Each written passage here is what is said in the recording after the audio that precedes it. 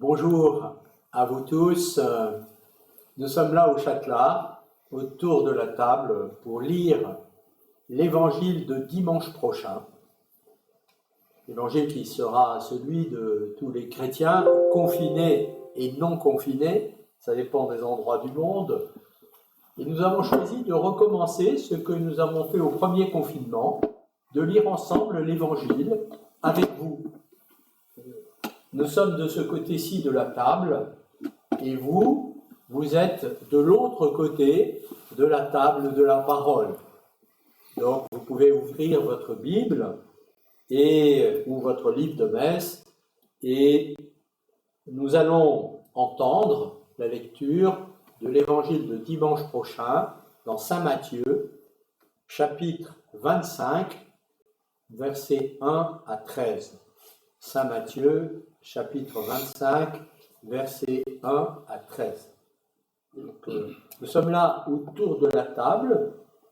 Donc, Michel Kobic, membre de la communauté, Édouard Oneil, Alain Mathéus et moi-même.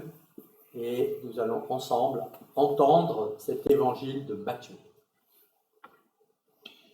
En ce temps-là, Jésus disait à ses disciples cette parabole. Le royaume des cieux sera comparable à 10 jeunes filles invitées à des noces qui prirent leurs lampes pour sortir à la rencontre de l'époux. 5 d'entre elles étaient insouciantes et 5 étaient prévoyantes. Les insouciantes avaient pris leurs lampes sans emporter d'huile, tandis que les prévoyantes avaient pris avec leurs lampes des flacons d'huile. Comme l'époux tardait, elles s'assoupirent toutes et s'endormirent. Au milieu de la nuit, il y eut un cri. « Voici l'époux, sortez à sa rencontre. » Alors toutes ces jeunes filles se réveillèrent et se mirent à préparer leurs lampes. Les insouciantes demandèrent aux prévoyantes « Donnez-nous de votre huile, car nos lampes s'éteignent. » Les prévoyantes leur répondirent « Jamais cela ne suffira pour nous et pour vous. Allez plutôt chez les marchands vous en acheter. » Pendant qu'elles allaient en acheter, l'époux arriva. Celles qui étaient prêtes entrèrent avec lui dans la salle des noces et la porte fut fermée. Plus tard, les autres jeunes filles arrivèrent à leur tour et dirent « Seigneur, Seigneur, ouvre-nous !» Il leur répondit « Amen, je vous le dis, je ne vous connais pas. Veillez donc, car vous ne savez ni le jour ni l'heure. »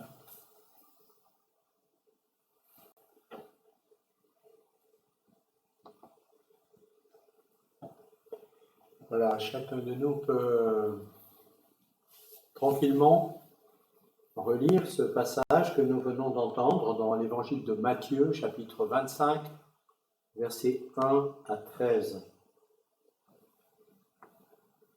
Nous le lisons tranquillement et ensuite nous commencerons à échanger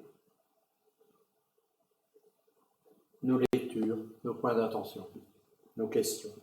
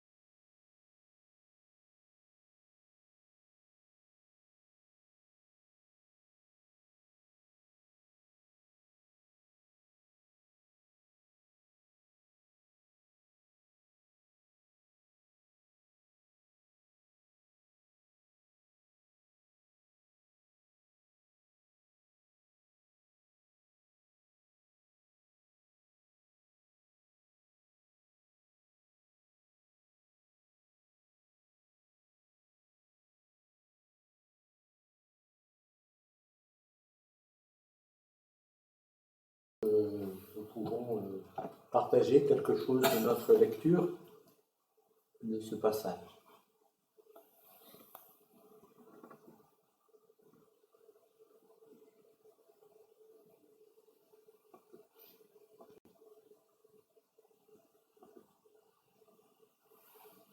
La première chose qu'on peut remarquer, quand même, c'est que c'est une parabole qui parle du royaume des cieux, et qui en parle en racontant l'histoire de 10 jeunes filles.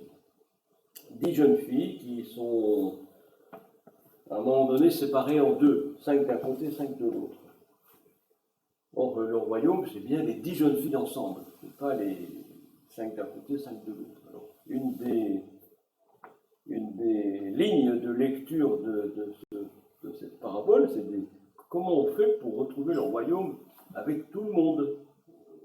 Parce que ça a l'air de s'arrêter 5 d'un côté, 5 de l'autre. Je trouve que c'est intéressant de voir que c'est... Bon, pour le moment, je m'arrête. On verra ce qui sera dit par d'autres. Ben, les 10 jeunes filles, au début, elles sont toutes pareilles. Ouais. Voilà. Elles sont invitées. Elles s'assoupissent. Elles s'endorment. Elles se réveillent, préparent leur lampe et 10. Puis là, apparaît, il y a une différence. Là, il y a quelque chose qui les sépare. Cette affaire d'huile. Et cette différence était là dès le début, mais on n'en parlait pas. Parce que celles qui ont apporté de l'huile, l'huile était là, dans leur poche, dans leur sac, mais on ne le savait pas. La différence, elle est d'abord invisible. Et elle se révèle. Et elle se révèle.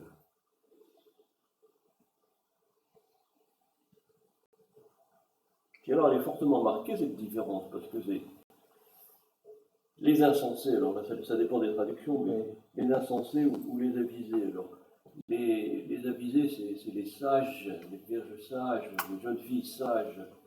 Ça renvoie à la sagesse biblique, un savoir-faire, un savoir-être dans la vie, un savoir se comporter. Elles savent se comporter dans l'existence, elles sont sages.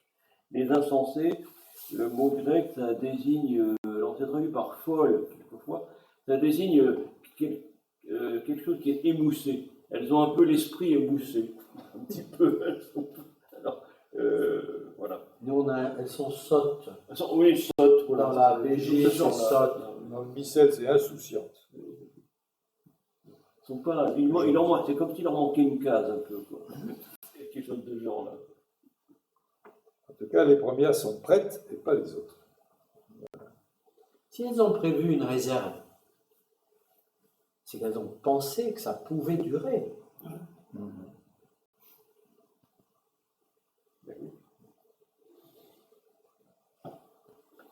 Quand même, là où ces jeunes filles sages montrent qu'elles ont aussi un petit côté un peu émoussé dans leur esprit, c'est quand en pleine nuit, elles disent aux autres « Allez donc acheter chez les marchands l'huile qui vous manque ». En pleine nuit, c'est quand même pas évident de trouver un magasin ouvert.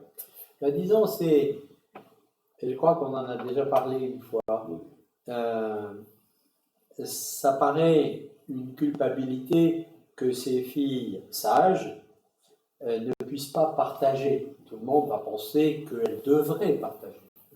Mais en fait, il y a des moments dans la vie où on ne peut pas partager.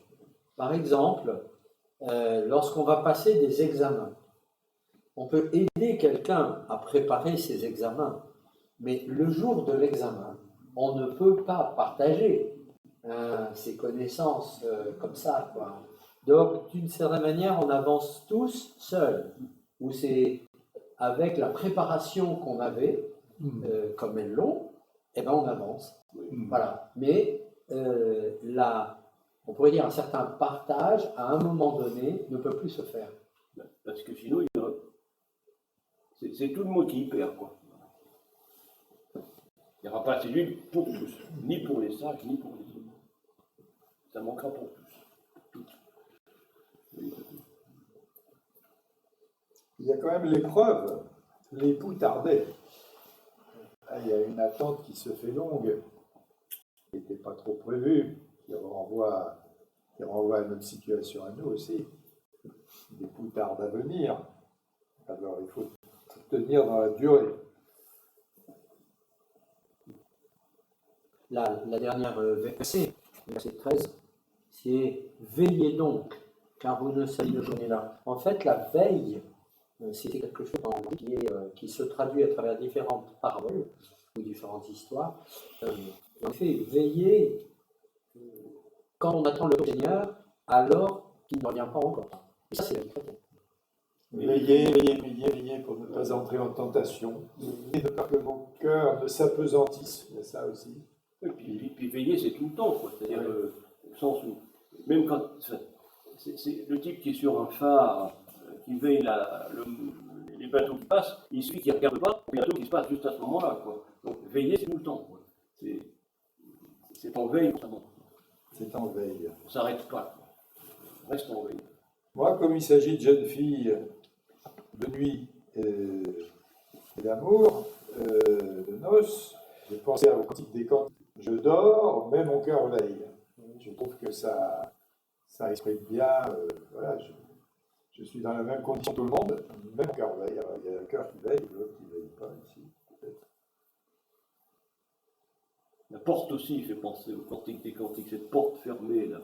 Parce que ça renvoie à la porte du Cantique des Cantiques où d'un côté il y a le jeune homme et de l'autre côté la jeune fille. Alors, la jeune fille elle est déjà couchée, le jeune homme il frappe pour. Elle dit mais moi je suis déjà couché, je ne vais pas voler. Bon, alors le type il s'en va. Alors finalement il est quand même honteuse, alors il va quand même, elle va ouvrir, mais le type est déjà parti, quoi. Donc, la porte c'est ce qui à la fois dit le désir rencontre et en même temps ce qui rencontre. Dans le Cantique des Cantiques, comme là ici. Il y en a 5 d'un côté de la porte et 5 de l'autre côté. Alors c'est vrai que le désir de rencontre de ce côté-là, les filles qui ont préparé une réserve d'huile, alors on peut dire qu'elles avaient un vrai désir de rencontre, qu'elles ont anticipé que ça pouvait durer. Alors elles ont apporté de la réserve pour qu'il y ait un choc, quoi. Mais c'est des rencontres quand même. Voilà. Le royaume des cieux, il y a plusieurs images qui sont utilisées par les évangélistes pour exprimer ce que c'est, des images très différentes. Mais ici, l'image, surtout dans sa nature de la fin de l'évangile, c'est la fin des temps, presque. Elle est utilisée par un banquet de noces, et ici par un époux. Une relation d'attente amoureuse, quoi, de 10 jeunes filles ou en tout cas pour honorer l'époux qui vient. Donc c'est une composition un peu récurrente aussi dans les évangélistes, parmi les évangélistes. Moi, je crois que la question de l'huile est importante. Elle dit quelque chose de la personnalité. Il y a la lampe et l'huile. Ces pierres qui sont prêtes à attendre toute leur vie, elles ont pris de l'huile. Parce que la lampe, moi, me semble-t-il, symbolise la jeune fille aussi. C'est la rencontre. Parce que si on est dans le noir, la jeune fille ne voit pas l'époux ne la voit pas. Et donc, la jeune fille qui prend vraiment de l'huile, c'est celle qui est prête à tout dans la durée. Parce que la parabole, par ailleurs, d'un autre point de vue, est prise sur le temps. C'est une parabole, vous allez me dire, c'est historique. On a prise sur le temps. Bon, il y a le temps de dormir, et puis il y a un cri, on est réveillé, puis l'époux vient. Quand les jeunes filles n'ont pas décidé, les jeunes filles ne sont pas tout à fait prêtes. Et quand viendra rien, vous ne savez, ni le jour, ni l'heure. La question du temps est tout à fait déroutante, pour nous aussi. Oui, je pensais à cet événement dans la vie d'un couple, quand un couple apprend par les médecins que la femme du couple porte un enfant porteur de trisomie ou d'une autre forme de handicap. Alors, c'est un événement tout à fait inattendu. C'est un événement qu'on ne peut pas prévoir, qu'on ne peut pas anticiper. Et néanmoins, dans l'itinéraire d'un couple, ça va être un événement tout à fait décisif, et en particulier de disciples du Seigneur. Et je crois que c'est aussi les ressources, les réserves d'huile qu'ils ont en eux et qu'ils ne connaissent pas, qui sont mis en péril, en danger, en inquiétude, en décision à prendre, et c'est à partir de ce qu'ils ont déjà en eux qu'ils peuvent prendre une décision. Alors que beaucoup de gens n'ont pas en eux les ressources, lui qu'il faut pour prendre la décision de garder cet enfant, de l'accueillir et finalement de lui prendre la main en disant où tu iras guérir. Et ça a un côté. Et la veille du cœur, moi je pense en entendant ça que nous, on ne peut pas, ce qui va nous arriver dans notre vie, et c'est ces moments de bascule où voilà, il y a une décision qui vient assez rapidement finalement, et qui est une décision qui peut être de suivre le Christ, ou finalement d'être relativement émoussé et de ne pas pouvoir prendre cette décision à ce moment-là. Et les autres ne peuvent pas vous donner la décision à la place. Ni vos parents, ni vos amis, ni le prêtre catholique, personne. Oui. Mais dans la parabole ici, c'est un qualificatif, insouciante ou prévoyante. Moi, je trouve que c'est l'espace du